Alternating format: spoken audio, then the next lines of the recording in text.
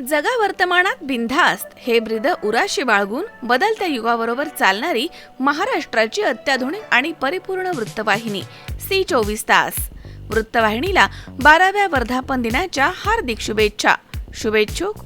Bike घ्यायची आहे, पण फक्त बाईक नाही, हवी आहे अशी सवारी जी रोजच्या प्रवासामध्ये साथ देईल, कुटुंबाच्या विश्वासाला पात्र ठरेल आणि तुमच्या व्यक्तिमत्वाला नवा अंदाज देईल. म्हणूनच पाबळ परिसरामधील दुचाकी प्रेमींसाठी एक विश्वासाचं भव्य दिव्य असं ठिकाण विहान मोटर्स पाबळ.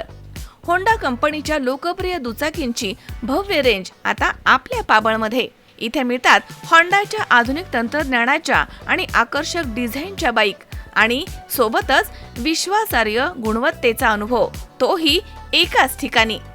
तुमच्या गरजा वेगळ्या, तुमची स्टाईल वेगळी आणि म्हणूनच तुमच्यासाठी योग्य होंडा निवडण्याचा अनुभव असायला हवा खास.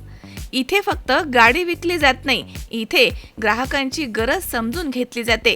योग्य मॉडेलची माहिती, तज्ञ मार्गदर्शन, टेस्ट राईडची सुविधा, फायनान्ससाठी मार्गदर्शन, त्वरित कर्ज मंजुरी आणि जलद डिलिव्हरी.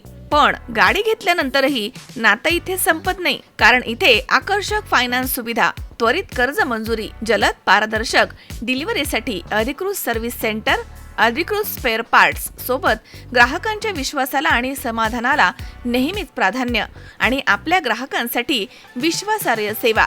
कारण गाडी रस्त्यावर धावते, पण तिच्या मागचा विश्वास माणसांच्या नात्यामधनं तयार होतो आणि हा विश्वास जपण्याची परंपरा विहान मोटर्स पाबळची. पाबळ परिसरामधील ग्राहकांसाठी होंडा कंपनीचं भव्य शोरूम विहान मोटर्स पाबळ, तालुका शिरूर, जिल्हा पुणे, राजगुरुनगर रोड. दुचाकीमधील एक नवा होंडा. होंडाची गाडी म्हणजे विश्वास, गुणवत्ता आणि दमदार कामगिरी.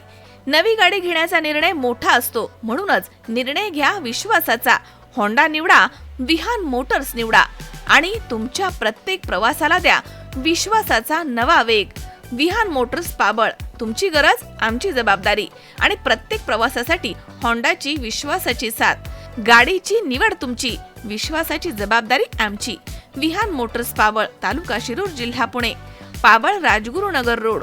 एकदा अवश्य भेट द्या. विहान मोटर्स पाबळ, तालुका शिरूर, जिल्हा पुणे, राजगुरुनगर रोड. प्रोप्रायटर माननीय श्री चिंतामणी शिवाजीराव पिंगळे.